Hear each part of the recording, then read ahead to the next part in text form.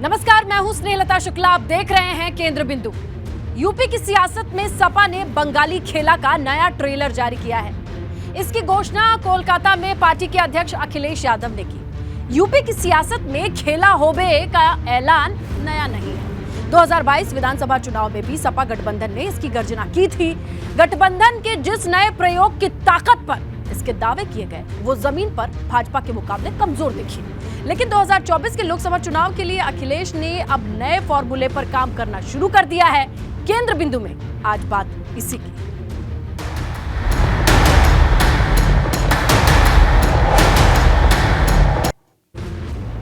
Samajwadi party की 2 दिन की राष्ट्रीय कार्यकारिणी की बैठक कोलकाता में खत्म हो गई। आखिरी दिन अखिलेश यादव ने 24 के चुनाव के लिए आखिरी दांव चल दिया है। ये दांव है भाजपा के खिलाफ बिना कांग्रेस के नया मोर्चा बनाने की। ये मोर्चा क्षेत्रीय दलों के सहयोग से बनाया जाना है, जिसका मकसद भाजपा को केंद्र की सत्ता से हटाना है। अखिलेश ने जिस मोर्चा का ड्राफ्ट तैयार किया है, उसमें ममता बनर्जी, के चंद्रशेखर राव के साथ ही नीतीश कुमार का नाम भी है। वही नीतीश कुमार जिन्होंने पिछले दिनों कांग्रेस से खुलकर अपील की थी कि वो आगे आएं और विपक्षी दलों को एक साथ लाएं। अब सवाल यह है, जब गठबंधन का आकार और प्रकार पर ही 2 सुर सुनाई दे रहे हों, तो अखिलेश यादव अपनी योजना को जमीन पर कैसे उतारेंगे?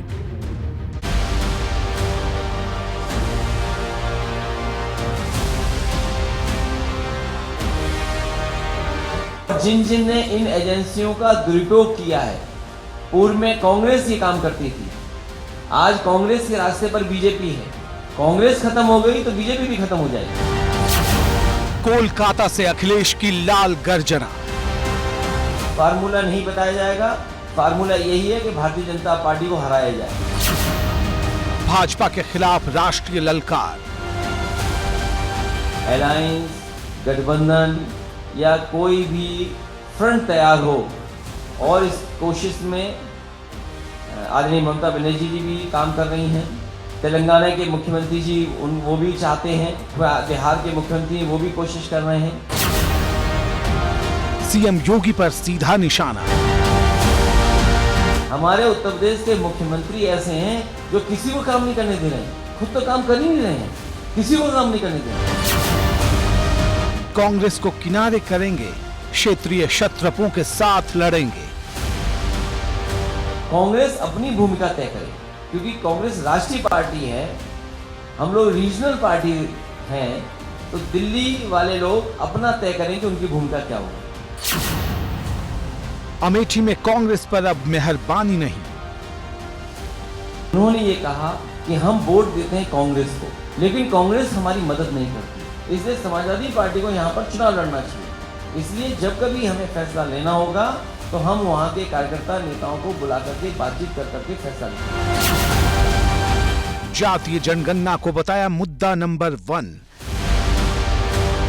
बीजेपी के लोग ये नारा दे रहे हैं, सबका साथ, सबका विकास और सबका विश्वास और सबका प्रयास।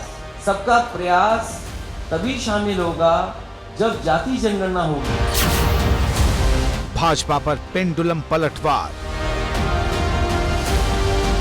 जिस समय मैनपुरी का इलेक्शन चल रहा था, उस समय हमारे मुख्यमंत्री जी फिजिक्स पढ़ाने लगे थे, कुछ पेंडुलम की बात करने लगे थे, और देखिए कैसा परिणाम आया कि जिस विधानसभा से हमारे चाचा जीत करके आते हैं, उस विधानसभा ने 1 लाख से ज्यादा वोट से समाजवादी पार्टी को जिताने का काम किया। सपा की कोलकाता घोषणा पर भाजपा का प्रचंड प्रहार। जिनको जो भी संकल्प लेना हो वो लेते रहे। खिलेगा कमल, रहेगा सुशासन, होगा देश का और प्रदेश का विकास। उत्तर प्रदेश में समाजवादी पार्टी का कोई जनाधार नहीं है, समाप्त हो गया है। अब वो बंगाल की खाड़ी के पास अपना अधिवेशन कर रहे हैं और रसातल की तरफ उधर ही जा रहे हैं। साइकिल की रफ्तार पर भाजपा का बयान वाला ब्रेक। समाजवादी पार्टी उत्तर प्रदेश में बिखर रही है, इसलिए वो जाकर के बंगाल में कार्य समिति कर रहे हैं। वो इतना भी साहस नहीं कर पा रहे कि आज उत्तर प्रदेश में अपनी कार्य समिति कर पाए। तो लग रहा है कि यूपी में उनकी दाल गली नहीं है और बंगाल में तो कुछ होने वाला है ही नहीं। मेरे ख्याल से हताशा भरा ये एक परिणाम हो सकता है, उनको आभास हो गया है। मोदी योगी से आर पार, राहुल से हिसाब। अखिलेश का नया फ्रंट, सपा का लाल करंट। केंद्र बिंदु। अखिलेश यादव नए फ्रंट के जरिए बीजेपी को लाल करंट लगाना चाहते हैं, तो वही बीजेपी कह रही है अखिलेश का ये फॉर्मूला देश भर की बात तो दूर रही, यूपी में ही फेल हो जाएगा। लेकिन अखिलेश जोश से भरे हैं। उनके समर्थक अपने अध्यक्ष के माइनस कांग्रेस वाले विपक्षी गठबंधन के प्लान से बड़ी उम्मीदें कर रहे हैं। अब ये सवाल केंद्र बिंदु में है कि आखिर ये मोर्चा कब तक वजूद में आ जाएगा।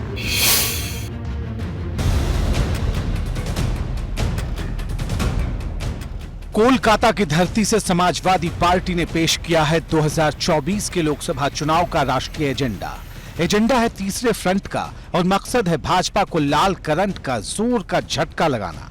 सपा की राष्ट्रीय कार्यकारिणी के दूसरे और आखिरी दिन अखिलेश ने की यूपी विजय की सबसे बड़ी घोषणा।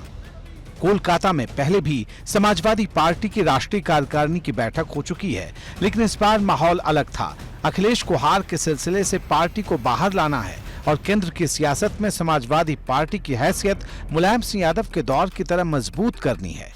मुलायम सिंह यादव के निधन के बाद कोलकाता में राष्ट्रीय कार्यकारिणी की सपा की ये पहली बैठक थी और इसमें समाजवादी पार्टी के अध्यक्ष अखिलेश यादव ने नई लड़ाई के एजेंडे को साफ कर दिया। न केवल दिल्ली की सरकार ने जो घोषणा पत्र जारी किया था, मैनिफेस्टो जारी किया था, उसका जवाब देना है, बल्कि उत्तर प्रदेश की सरकार ने 2 बार जनता को बहुत बड़े बड़े वादे किए थे। इसलिए आज जनता को जवाब देना पड़ेगा।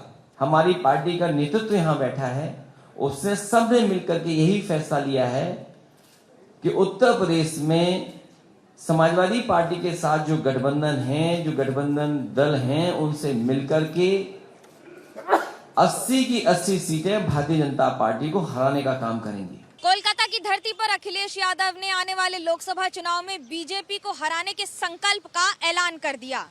लेकिन सवाल पूछे जाने पर राष्ट्रीय कार्यकारिणी की बैठक के बाद अखिलेश यादव ने ये नहीं बताया कि इसका फॉर्मूला क्या होगा। इसका मतलब साफ है कि फॉर्मूला अभी पर्दे के पीछे रखा जाएगा। लेकिन इससे ये भी तय हो गया है कि आने वाले दिनों में बीजेपी के खिलाफ बनने वाले इस मोर्चे में और इस खेमे में पश्चिम बंगाल की मुख्यमंत्री ममता बनर्जी यानी कि दीदी की एक बहुत बड़ी भूमिका होने वाली है। अभी रीजनल पार्टीज और कुछ दल इस प्रयास में हैं कि कोई न कोई अलायंस, गठबंधन या कोई भी फ्रंट तैयार हो, और इस कोशिश में आदरणीय ममता बनर्जी जी भी काम कर रही हैं। तेलंगाना के मुख्यमंत्री जी वो भी चाहते हैं, बिहार के मुख्यमंत्री रहे हैं, बिहार के मुख्यमंत्री वो भी कोशिश कर रहे हैं। तो इस तरह देश के बहुत सारे रीजनल पार्टी के लीडर्स इस कोशिश में हैं कि कोई न कोई फ्रंट बने। सपा की राष्ट्रीय कार्यकारिणी की बैठक में यह भी साफ कर दिया गया है कि पार्टी मध्यम मार्ग पर चलेगी। खुला ऐलान है कि भाजपा को हराने के लिए कांग्रेस के पीछे पीछे चलना जरूरी नहीं, अलग अलग मोर्चा बनाएंगे। ये मोर्चा क्षेत्रीय दलों का होगा, अपने मुद्दे होंगे और जमीन पे लड़ाई जबरदस्त दिखेगी। अखिलेश यादव ने ममता बनर्जी के अलावा केसीआर और नीतीश कुमार का नाम खास तौर पर लिया। उन्होंने ये कहा कि सारे क्षेत्रीय दल ये चाहते हैं कि एक मोर्चा बने, लेकिन जब बात कांग्रेस की आई तो उन्होंने एक तीखा सा तंज कस दिया और ये साफ कर दिया कि कांग्रेस एक राष्ट्रीय दल है, ऐसे में वो अपनी भूमिका खुद ही तय कर ले। पर सवाल सिर्फ ये नहीं है, दरअसल इसके पीछे एक और राजनीति छुपी है और अब इस पर सस्पेंस बढ़ गया है कि उत्तर प्रदेश में गठबंधन में कौन रहेगा और कौन नहीं। फिलहाल ये लड़ाई और ज्यादा दिलचस्प इसलिए हो गई है क्योंकि कांग्रेस और बाकी दलों की दूरियां और नजदीकियां लगातार बढ़ती और घटती नजर आ रही हैं। जहां तक सवाल कांग्रेस का है, कांग्रेस अपनी भूमिका तय करे, क्योंकि कांग्रेस राष्ट्रीय पार्टी है, हम लोग रीजनल पार्टी हैं, तो दिल्ली वाले लोग अपना तय करें कि उनकी भूमिका क्या होगी। यानी अखिलेश ने एक तरफ पीएम मोदी और सीएम योगी पर तीखे हमले किए तो दूसरी तरफ कांग्रेस नेता राहुल गांधी से उस बयान का हिसाब भी बराबर करने से नहीं चूके जिसमें उन्होंने सपा को लेकर कहा था कि उसके पास तो राष्ट्रीय विचारधारा ही नहीं। बात यहीं खत्म नहीं हुई। अखिलेश यादव से यह भी सवाल किया गया कि वे कांग्रेस से अलग चुनाव लड़ने की बात कर रहे हैं, लेकिन दूसरी तरफ संसद के सदन संग्राम में दिल्ली में तो वो कांग्रेस के साथ खड़े दिखाई देते हैं। आखिर माजरा क्या है? देखिए, सवाल दुश्मन का नहीं है, सवाल ये है कि देश के सामने जो संकट है, जो संविधान की धज्जियां उड़ रही हैं, जो कानून नहीं माना जा रहा है और जिस तरह की चरम सीमा पर महंगाई है, बेरोजगारी है, आप न्याय की उम्मीद नहीं कर सकते हैं। पूरी जनता ये चाहती है कि बदलाव हो और खासकर यूपी की सरकारें बदलें। उस दिशा में समाजवादी पार्टी काम कर रही है और 80 में से सबसे ज्यादा सीटें पिछले 2 इलेक्शन में भारतीय जनता पार्टी जीती है। समाजवादी पार्टी की जिम्मेदारी बनती है कार्यकर्ता नेताओं की कि इस बार भारतीय जनता पार्टी का मुकाबला करें। संसद में अलग अलग मुद्दों पर कांग्रेस का साथ देने पर अखिलेश यादव ने बड़ी बात कही। उन्होंने साफ कहा कि कई बार कुछ मुद्दों पर संसद में कांग्रेस का साथ या बाकी अन्य दलों का साथ देना पड़ता है, लेकिन जमीन की लड़ाई बिल्कुल अलग होती है। इशारा बिल्कुल साफ था कि आने वाले दिनों में लोकसभा चुनाव में संसद की लड़ाई अलग होगी और सड़क की लड़ाई बिल्कुल अलग होगी। अखिलेश ने भाजपा के हिंदुत्व हुंकार पर भी बिना निशाना साधे इशारों में बहुत कुछ कह दिया। उन्होंने नवरात्रि का खास तौर पर जिक्र किया और कहा कि कोलकाता से विजय का संकल्प साथ लेकर जा रहे हैं। अखिलेश यादव ने नवरात्रि का खास तौर पर जिक्र किया। उन्होंने कहा कि हम मां का आशीर्वाद लेकर इस बार नवरात्र मनाने जा रहे हैं और उत्तर प्रदेश में जल्द ही बड़ा बदलाव होगा, और ऐसा तब जब बीजेपी हिंदुत्व की पिच पर लगातार धुआंधार बल्लेबाजी कर रही है। यहां तक कि तमाम मंदिरों में दुर्गा सप्तशती का पाठ करने के लिए सरकारी खर्च का ऐलान भी कर दिया गया है। लेकिन अखिलेश यादव का ये कहना एक तीर से कई निशाने करने जैसा हो गया है। मैं दादा को धन्यवाद देता हूं कि दादा ने ये कहा कि ये बहुत शुभ जगह है। जब भी नेताजी और समाजवादी पार्टियां आई है, समाजवादी पार्टी आगे बढ़ी है, उसकी भूमिका बढ़ी है और इस बार तो नवरात्र शुरू होने जा रहे हैं। हालांकि आपके यहाँ दूसरे नवरात्र ज्यादा खुशी से मनाए जाते हैं, लेकिन हमारे तरफ तो सब नवरात्र मनाए जाते हैं। तो माँ का आशीर्वाद लेकर के हम लोग नवरात्र मनाने जा रहे हैं और हमें उम्मीद है कि इस बार परिणाम उत्तर प्रदेश में दूसरे देखोगे। लाल खेमे की तरफ से आई सपा की नई ललकार पर भाजपा चोट करने से नहीं चूकी। पार्टी ने यूपी में महाविजय को सपा का ख्याली पुलाव बता डाला। अब बंगाल की खाड़ी में जाकर के कार्य समिति कर रहे हैं, तो आप अनुमान लगा सकते हैं कि समाजवादी पार्टी यहाँ पर किस अस्तित्व में है। कुछ नहीं, समाजवादी पार्टी 1 सीट नहीं जीतेगी, 0 सीट। उसमें 5 निकाल दीजिए, 0। उत्तर प्रदेश में कोई इन लोगों का अस्तित्व नहीं है। ये राजनीति अस्तित्व खोते जा रहे हैं, अपनी इनकी पार्टियां बिखर रही हैं। अब समाजवादी पार्टी को अगर 50 सीटें जितनी होती, 80 आप लोग कह रहे हैं, तो क्या वेस्ट बंगाल में जाके वो अपने राष्ट्रीय कार्य समिति करते हैं क्या? अखिलेश के क्षेत्रीय दलों के गठबंधन के नए प्रयोग पर भी भाजपा का तंज केंद्र बिंदु में है। बहुत सारे गठबंधन होते रहते हैं, हुए भी हैं। कांग्रेस का, राहुल का हुआ, मायावती का, जब ममता का तो यहाँ कुछ है भी नहीं है गठबंधन। और जिनका था उनके साथ भी गठबंधन करके देख लिया। तो अपने कार्यकर्ताओं के बल पर जनता के बीच में जा रहे हैं, अपने काम के बल पर जा रहे हैं। अब उनको तो मोदी जनता मोदी जी के साथ। अखिलेश ने कोलकाता से राष्ट्रीय सियासत में नई क्षेत्रीय मोर्चाबंदी का ऐलान कर दिया है। अब भाजपा इसकी काट तलाशने के महामंथन में जुटेगी, क्योंकि अगर अलग अलग राज्यों में मजबूत क्षेत्रीय दल एक साथ आते हैं तो ये अपने आप में बड़ी चुनावी चुनौती हो सकती है। समाजवादी पार्टी जाति जनगणना के मुद्दे को 2024 के चुनाव की धुरी बनाना चाहती है। पार्टी का लक्ष्य यूपी में 80 में से कम 50 सीट जीतने का है। दूसरी तरफ बीजेपी कह रही है कि सपा को 5 सीट मिल जाए तो भी बड़ी बात है। कोलकाता से लखनऊ तक अखिलेश के नए गठबंधन प्लान ने माहौल की तपिश बढ़ा दी।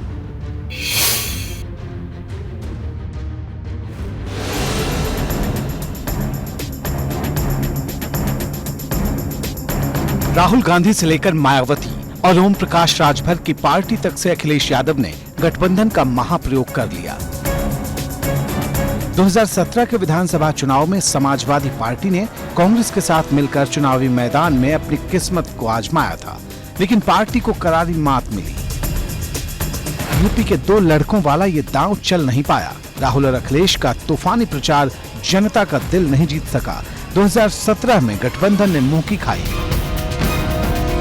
इसके बाद आया साल 2019 का, जब सपा ने बसपा के साथ हाथ मिलाकर सबको चौंका दिया। भाजपा का विजय रथ रोकने के लिए यह बहुत बड़ा प्रयोग था। बावजूद इसके सपा की साइकिल पंचर हो गई।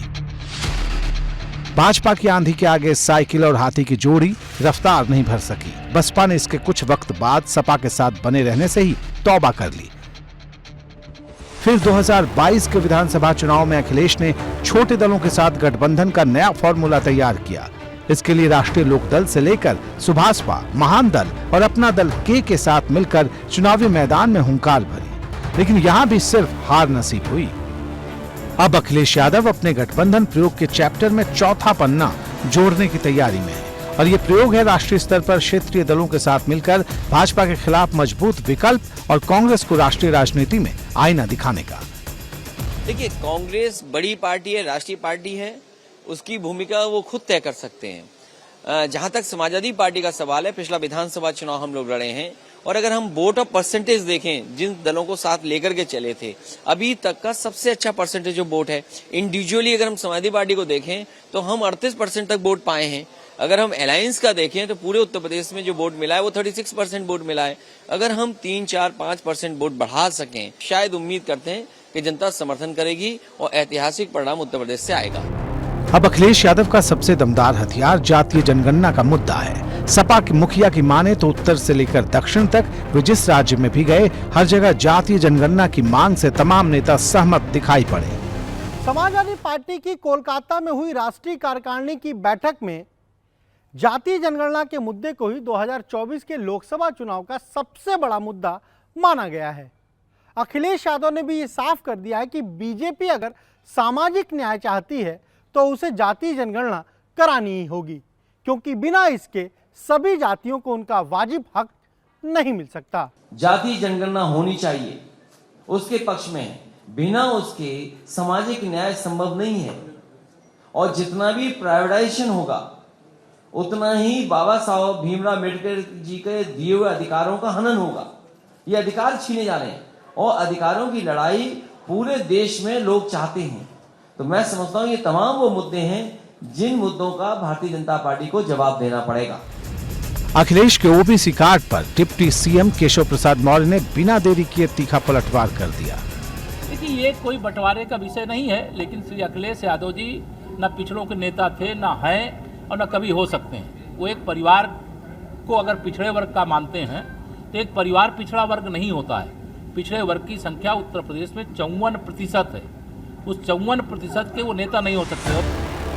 दरअसल यूपी हो या बिहार, हर जगह ओबीसी वोटरों की संख्या निर्णायक है। अखिलेश की माने तो दक्षिण भारत के तेलंगाना से लेकर तमिलनाडु तक के सियासी दल भी इस मांग के पक्ष में है, क्योंकि यहाँ भी ओबीसी और दलितों की बड़ी आबादी रहती है। अब सवाल है कि क्या हिंदुत्व के जवाब में अखिलेश का ओबीसी कार्ड और जातीय जनगणना वाला दांव जमीन पर वाकई असर दिखाएगा? बंगाल में जाकर के और जाके ममता बनर्जी से मिल करके विपक्षी एकता की बात कहें कि उसमें तो मुझे लगता है बहुत दूर की कौड़ी है। ये बहुत ज़्यादा अभी समसामयिक नहीं दिखता और सबसे मजबूत पार्टी के रूप में, विपक्षी के रूप में देखा जाए तो कांग्रेस है और कांग्रेस पर सभी लोगों ने तो कह रखा है कांग्रेस इसके लिए तैयार करे। अब कांग्रेस की भूमिका क्या होगी यह देखने वाली बात है। इस मुद्दे पर भाजपा और सपा में ठनी हुई है। पार्टी के दिग्गज अखिलेश के एजेंडे को हवाई बता रहे हैं तो सपा को यकीन है कि आने वाले चुनाव में कोलकाता का ये संकल्प भाजपा की नींद उड़ाने वाला है। सभी दल अपना अस्तित्व बचाने में लगे हैं, चाहे वो नीतीश जी हों, अखिलेश जी हों, कोई भी हो, सब कांग्रेस भी हो, सब अपने अस्तित्व को बचाने की लड़ाई के लिए लड़ेंगे और ये निश्चित है। और कोशिश उनकी है कि हम सब एकजुट होकर के अपनी कोशिश में जो भी प्रयास कर रहे हैं अपना अस्तित्व बचाने के लिए, वो प्रयास उनका अपना है। लेकिन हम कह सकते हैं कि दोबारा हम पूर्ण बहुमत के साथ केंद्र में सत्ता हमारी आएगी और बिल्कुल आप देखेंगे कि हम जनता के बीच में हैं और जनता के बीच में रहेंगे और जनता के मुद्दों की बात करेंगे। जनता के जो असली मुद्दे हैं उससे ध्यान हम नहीं भटकने देंगे। दरअसल में बीजेपी ध्यान भटकाओ सरकार है और हम ध्यान भटकने नहीं देंगे जनता की। एक तरफ जातीय जनगणना के मुद्दे पर आर पार के संघर्ष का ऐलान है तो दूसरी तरफ सपा ने भाजपा से 2014 से अब तक के तमाम घोषणा पत्रों का हिसाब मांगने का ऐलान कर डाला है। समाजवादी पार्टी ने यह ऐलान किया है कि लोकसभा चुनाव में यूपी में बीजेपी से 2014 से लेकर अब तक के सभी चुनावी घोषणा पत्रों का हिसाब किताब मांगा जाएगा। सभी बड़े चुनावी मुद्दों पर जनता के कटघरे में समाजवादी पार्टी बीजेपी को खड़ा करने का, घेरने का काम करेगी। सबसे दिलचस्प ये है कि कोलकाता में समाजवादी पार्टी की जो राष्ट्रीय कार्यकारिणी की बैठक हुई उसके बाद अखिलेश यादव ने जब प्रेस से बात की तो उन्होंने अयोध्या में जो राम मंदिर निर्माण हो रहा है उसको लेकर कुछ भी नहीं कहा। देखिए, इसलिए भी कहा कि कांग्रेस स्वयं में एक राष्ट्रीय पार्टी है और उस पार्टी को अपने लिए निर्णय लेने के लिए खुद का उसका अधिकार है। वहाँ क्या उनको फैसले लेने हैं, क्या निर्णय लेने हैं, क्या उन्हें सूट करेगा, नहीं सूट करेगा, ये काम वही राजनीतिक दल कर सकता है, कोई दूसरा दल उसे सुझाव नहीं दे सकता। इन्होंने सभी हथकंडे अपना चुके हैं, ये कांग्रेस हो, बसपा हो, कम्युनिस्ट पार्टी हो, देश की कोई पार्टी नहीं जिससे उनका समझौता न हो चुका है। वो आज समाजवादी पार्टी उत्तर प्रदेश में बिखर रही है, इसलिए वो जाकर के बंगाल में कार्य समिति कर रहे हैं। वो इतना भी साहस नहीं कर पा रहे कि आज उत्तर प्रदेश में वो अपनी कार्य समिति कर पाए। अखिलेश यादव ने कोलकाता की जमीन से यूपी के मैनपुरी मॉडल का खास जिक्र किया। उन्होंने मैनपुरी लोकसभा उपचुनाव में सपा की जीत की याद दिलाते हुए मुख्यमंत्री योगी को बार बार निशाने पर लिया। अखिलेश यादव ने पीएम मोदी के साथ ही सीएम योगी पर भी तीखा हमला किया। सपा के अध्यक्ष ने आरोप लगाया कि मुख्यमंत्री योगी आदित्यनाथ ना तो खुद काम कर रहे हैं और ना ही अपने किसी मंत्री को काम करने दे रहे हैं। अखिलेश यादव ने मैनपुरी उपचुनाव में सीएम योगी की तरफ से शिवपाल सिंह यादव पर किए हुए पेंडुलम हमले का भी कोलकाता में खास जिक्र किया।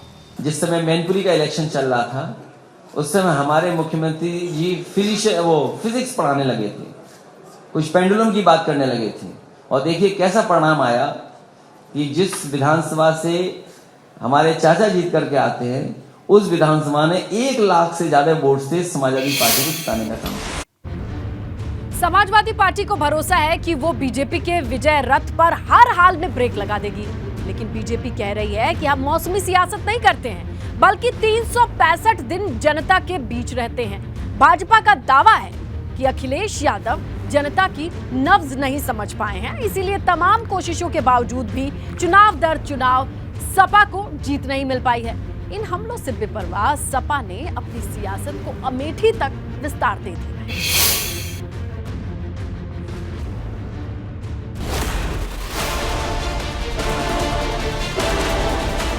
तूफानी रफ्तार से आगे बढ़ रहे भाजपा के विजय रथ को रोकना क्या आसान होगा? क्या मोदी लहर को थामना अखिलेश के लिए आसान होगा? 2014 से यूपी में एक के बाद एक हर चुनाव में फतह का परचम लहराने वाली भाजपा के खिलाफ मोर्चाबंदी का ऐलान तो हो गया, लेकिन क्या अखिलेश यादव यूपी का किला ममता बनर्जी, नीतीश कुमार, लालू प्रसाद यादव और केसीआर जैसे क्षेत्रीय क्षत्रपों के सियासी ताकत के दम पर भला जीत सकते हैं? ये सवाल इस वक्त केंद्र बिंदु में है, क्योंकि असली जंग उस वोट बैंक के लिए है जिसके लिए जमीन पर इन तमाम समान विचारधारा वाले दलों को अपनी ही ताकत पर लड़ाई लड़नी है। अब उन्होंने अपने दम पर अपनी पार्टी को किसी के साथ अलायंस में नहीं बल्कि अन्य पार्टियों के साथ मिलकर चुनाव लड़ने की जो रणनीति अपनाई है, वो आज राष्ट्रीय स्तर पर जिस तरह का माहौल राजनीतिक दलों के बीच में चल रहा है, उसमें उन्हें वो सफलता दिला सकती है कि कोई भी गैर भाजपा का मोर्चा जिसमें कांग्रेस भी शामिल ना हो, उसमें सपा को एक बड़ी भूमिका निभाने का मौका मिले। भाजपा की माने तो सपा की कोई गोटी यूपी में लाल नहीं हो पाएगी और वो बंगाल में जाकर राष्ट्रीय कार्यकारिणी का एजेंडा तो तय करके आ गई, लेकिन यूपी में तो कमल ही खिलेगा। लोकतंत्र में इस देश और प्रदेश की जनता ने बीजेपी को इतना दिया है कि हमारे लिए चुनौती बेहतर करने की है और हम उस बेहतर करने की चुनौती को स्वीकार करके आगे बढ़े। भाजपा के इस दावे पर सपा ने हल्ला बोल दिया है। पार्टी के नेता कह रहे हैं कि भाजपा का ये दावा इस बार हवा हो जाएगा और साइकिल फर्राटा भरती नजर आएगी। हम समाजवादी लोग किसानों की, युवाओं की, महिला समस्या की, हेल्थ की, स्वास्थ्य की जाके जन जन तक पहुंचाएंगे कि जो हमने काम किया था, इन्होंने जो काम नहीं किया है, सिर्फ झूठ बोला है, उसका सच क्या है वो जनता तक पहुंचाएंगे। हमने कहा कि उत्तर प्रदेश से ही होकर के दिल्ली का रास्ता है और उत्तर प्रदेश में मुख्य विपक्ष है समाजवादी पार्टी। समाजवादी पार्टी पूरी कोशिश करेगी सबसे ज्यादा और बड़ी संख्या में समाजवादी पार्टी के लोकसभा के सदस्य उत्तर प्रदेश से जीत करके जाएं। दरअसल सपा के नेताओं को यकीन है कि जब अखिलेश मैदान में उतरेंगे तो माहौल में गर्माहट बढ़ेगी और भाजपा दबाव में दिखेगी। उधर अखिलेश ने भी कोलकाता में खास संकेत दिए। अखिलेश यादव ने एक सवाल के जवाब में ये कहकर बड़ा इशारा दे दिया है कि अगर जरूरत पड़ी तो वो एक बार फिर से यूपी की यात्रा पर निकलेंगे, यानी एक बार फिर से रथ यात्रा के जरिए उत्तर प्रदेश को मथने की तैयारी है। और ऐसे में अखिलेश यादव पूरे यूपी में चुनाव के मद्देनजर तूफानी दौरे कर सकते हैं। लेकिन भाजपा कह रही है कि अखिलेश अब माहौल नहीं बदल पाएंगे। जनता के बीच भाजपा का सिक्का जम चुका है। आज पहली बार मोदी जी ने 27 ओबीसी समाज के लोगों को केंद्र मंत्रिमंडल में भागीदार दिया। कभी मुमकिन हुआ? ये लोग कांग्रेस वो वामपंथी क्षेत्रीय अपने परिवार के हित के लिए ही सोचे थे, मगर कभी पिछड़ा वर्ग आयोग के पिछड़ा वर्ग समाज के लोगों के लिए उन्नति के लिए कभी सोचा ही नहीं। एक तरफ भाजपा और सपा में भिड़ंत का आलम है तो दूसरी तरफ कांग्रेस सावधान है। वजह है सपा का अमेठी प्लान। समाजवादी पार्टी की तरफ से कांग्रेस को लेकर इस बार सबसे बड़ा इशारा अमेठी की चुनावी सियासत को लेकर के है। जो बात अखिलेश यादव ने अमेठी में कही वही बात कोलकाता में भी दोहराई है। उन्होंने दो टूक कहा है कि अमेठी में समाजवादी पार्टी के कार्यकर्ता कांग्रेस से खुश नहीं हैं। कांग्रेस को उनका वोट तो चाहिए, लेकिन जब समाजवादी पार्टी के कार्यकर्ताओं पर कोई संकट होता है तो कांग्रेस के कार्यकर्ता उनके आसपास भी मनोबल बढ़ाने के लिए या समर्थन देने के लिए आसपास नहीं फटकते। ऐसे में इस बार अमेठी को लेकर समाजवादी पार्टी के कार्यकर्ताओं से मशवरा किया जाएगा और उसके बाद कोई फैसला लिया जाएगा। उन्होंने ये कहा कि हम वोट देते हैं कांग्रेस को, लेकिन कांग्रेस हमारी मदद नहीं करती है, इसलिए समाजवादी पार्टी को यहाँ पर चुनाव लड़ना चाहिए। इसलिए जब कभी हमें फैसला लेना होगा तो हम वहाँ के कार्यकर्ता नेताओं को बुला करके बातचीत कर करके फैसला लेंगे। जाहिर है इस बयान से कांग्रेस के खेमे में भी हलचल तेज हो गई है। कांग्रेस को गठबंधन के लिए ना कहकर एक बार फिर अखिलेश यादव ने अटकलें बढ़ा दी हैं। कांग्रेस की अपनी विचारधारा और लंबे समय से हम लड़ रहे हैं। 2014 से लगातार हम संघर्ष कर रहे हैं।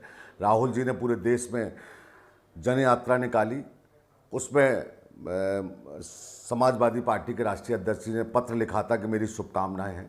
तो हमारी भी उनको शुभकामनाएं कि वो किनके साथ गठबंधन करना चाहते हैं और किनके साथ वो लड़ना चाहते हैं। वो तय कर लें किसके साथ लड़ना चाहते हैं। मैं समझता हूं कि अभी टाइम है चुनाव में, और मोर्चा बनेगा नहीं बनेगा इसकी पूरी रणनीति तय करने के लिए कांग्रेस पार्टी में एक फोरम है, उस पर चर्चा लगातार चल रही है।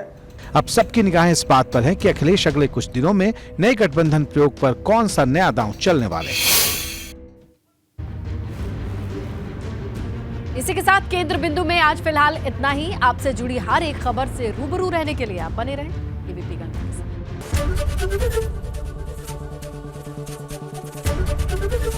एबीपी गंगा, खबर आपकी, जुबान आपकी।